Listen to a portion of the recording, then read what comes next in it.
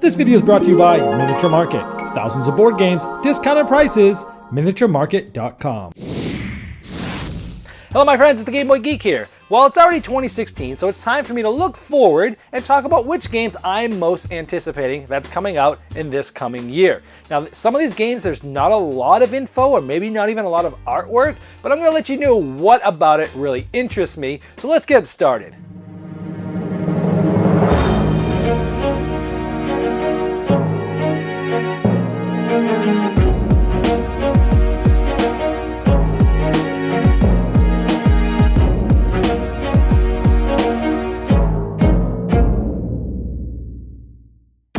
Number 10. My number 10 is Covert. This is a game, there's not a lot of art available for it, just basically this one box cover. It's for 2 to 4 players, plays in about 90 minutes it says, and it's a spy themed game. It's held in Europe during the Cold War period. And you're gonna be using dice to basically go out and get equipment, to deploy out spies, and to try to finish missions before other people. Now, in the dice placement aspect, it sounds like you'll be able to place dice adjacent to other dice to get things done, and based upon what those dice numbers are, there's gonna be certain rules on what you can do. Maybe I'm just speculating here, maybe you put dice down, and if you put a 6, it's harder for people to get stuff there. It sounds like there's some dice placement rules. It says that there's a light rule set, but a lot of depth. That's right up my alley, and I like the theme about it. Plus, it's designed by Kane Klenko, who just did Fuse, a dice game that I really like. So I'm thinking maybe he's on a dice roll. That leads me to this. The theme sounds cool, and I like the dice placement. It does sound like maybe a little touch of how Discoveries was played, where you're placing dice and you're thinking ahead a couple of cards, and you're trying to figure out how to finish those faster than everybody else. But nonetheless, I like the theme. The designer's on a roll, and that's why it's my number 10. That's Covert. Number 9. My number 9 is a game called London Dread. Now, one of the reasons why I'm interested in this is because it's being done by Gray Fox Games, who put out 2 great games last year, Deception Murder in Hong Kong, which I loved, and Champions of Midgard, which many people have loved. I haven't yet played it, probably next week. And so they're on a roll, so this captures my eye. It's a co-op game, 2 to 4 players, plays in about 90 minutes. Its setting is Victorian England, and you are investigators trying to throw off a plan together. Now, the thing that most interests me about this game, there's 3 phases, and there's a timed planning phase that's 12 minutes.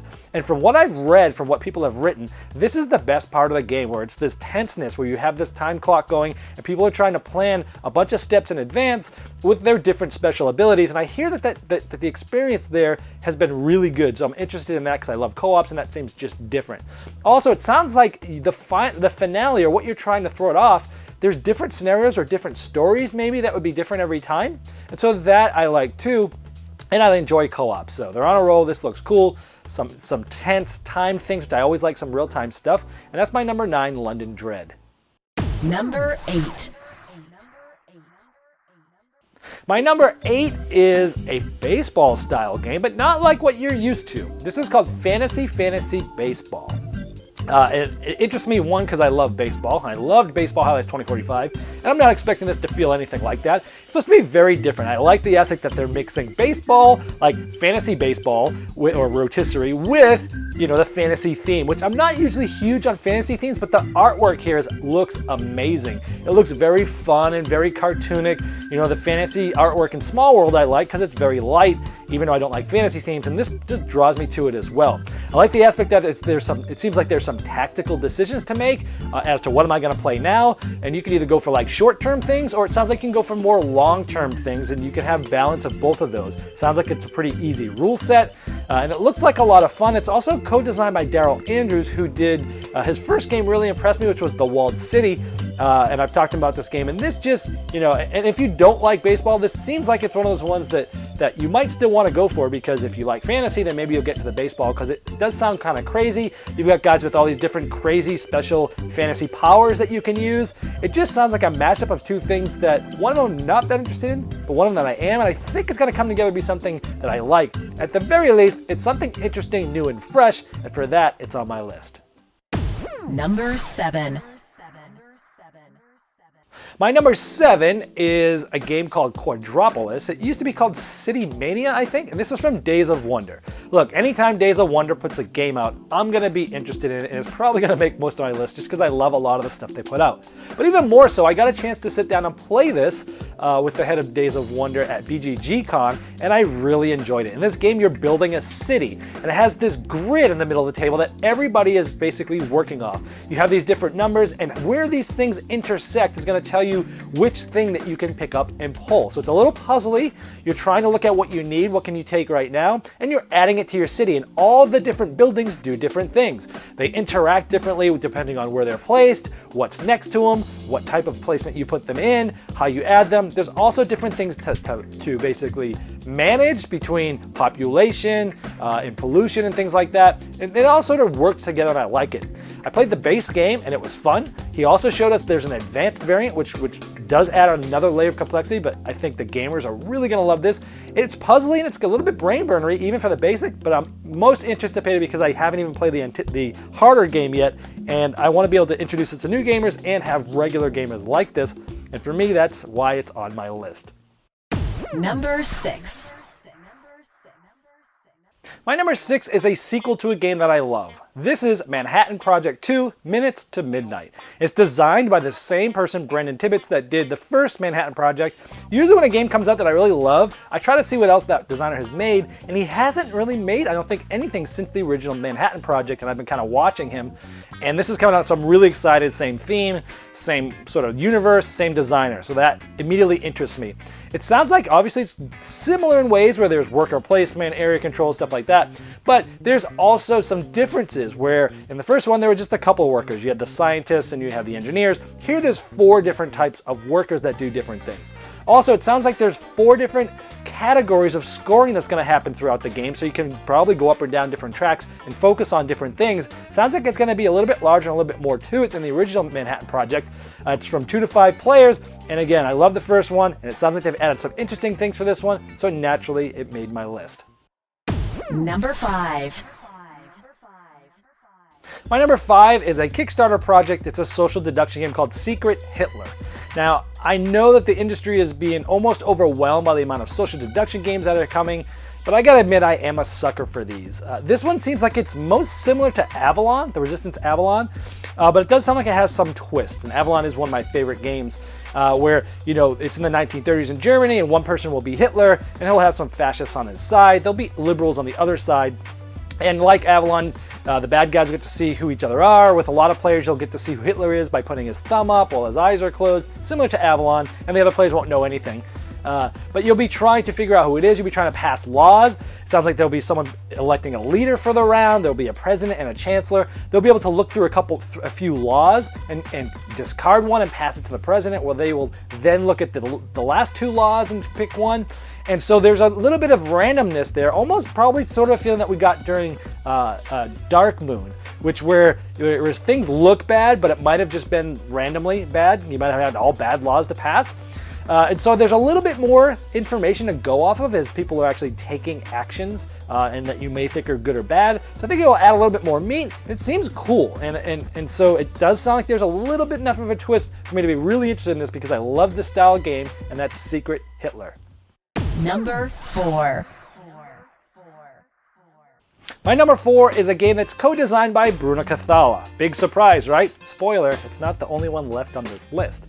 This is a game coming out soon, I think in February, through Bombix and Asmodee in the US, called Histrio. And in this, you're trying to put on the best performance for the king, depending on the type of mood he's in, whether it's sort of a drama or a tragedy versus a comedy. And you'll be, there's cards involved. The artwork in this game looks amazing. One of the things that really draws me to this is the colorful artwork.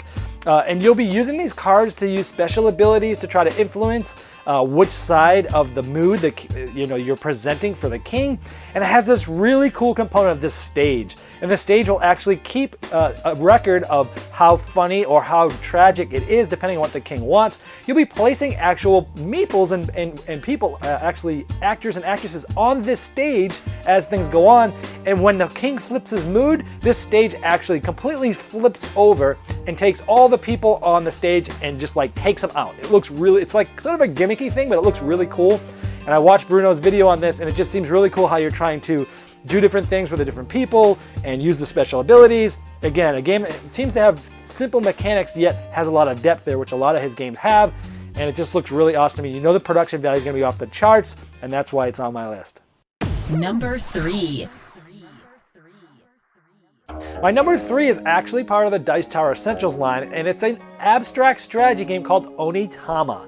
I got to play this at Dice Tower Con last year, and it's one of those games. It's like a 5-minute abstract game, 10 tops. I mean, you could play a bunch of these right in a row. It's super simple, and it feels very chess-like, but it's so streamlined and so small and so quick. I don't even really like chess, but I love this game. It's really interesting because every game's different because there's only, I believe, 5 cards in the game. 2 in front of you, 2 in front of somebody else, and 1 in the middle.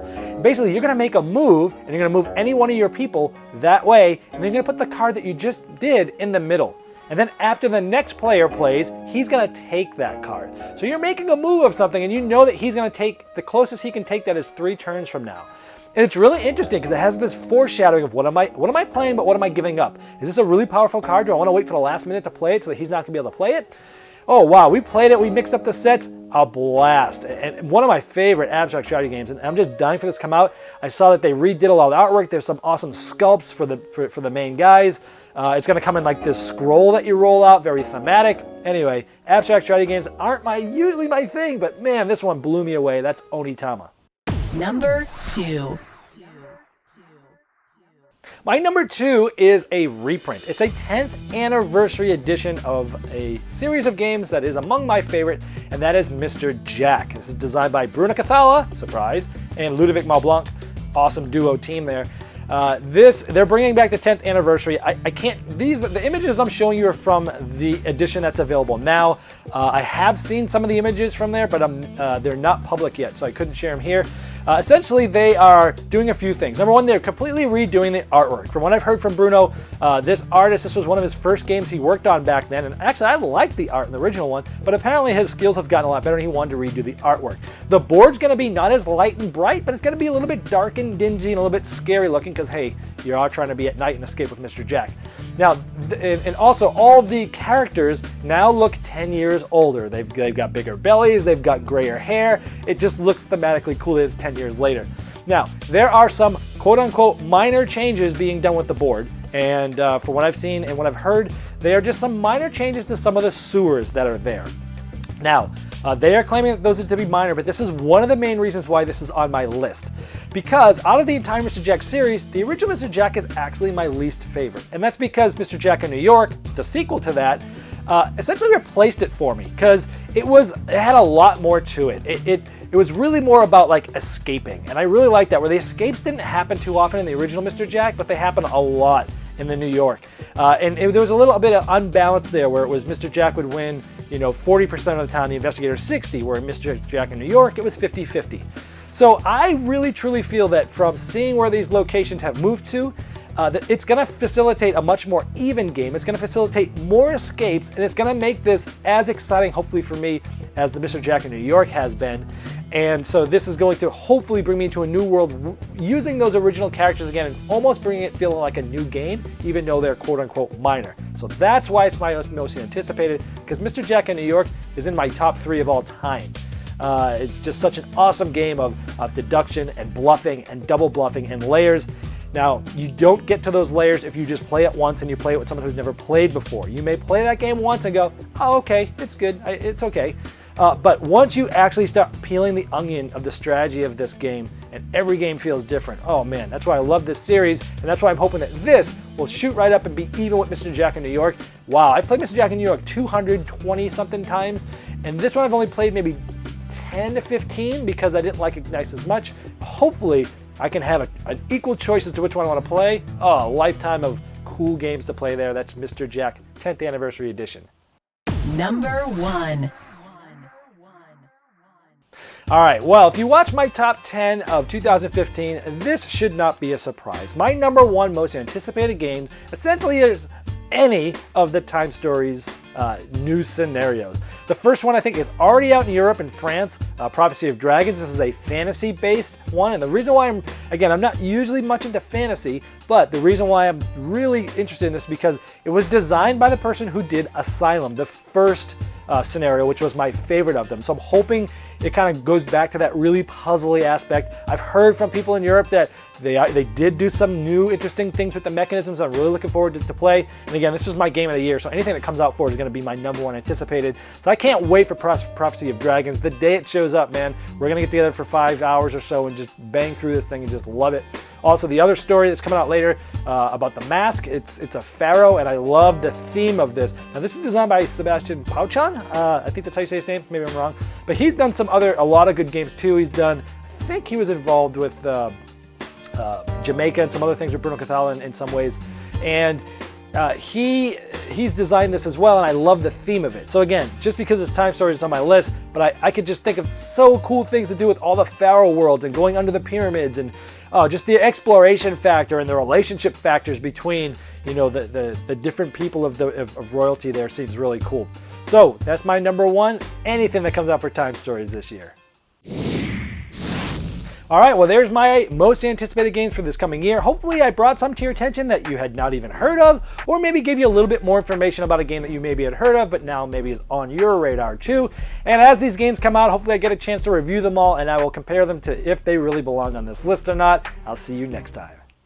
This video was sponsored by Miniature Market's Review Corner. The Review Corner features podcasts, video, and written game reviews by gamers for gamers. Miniature Market, the online gaming superstore. Thousands of board games, discounted prices. Check them out at miniaturemarket.com.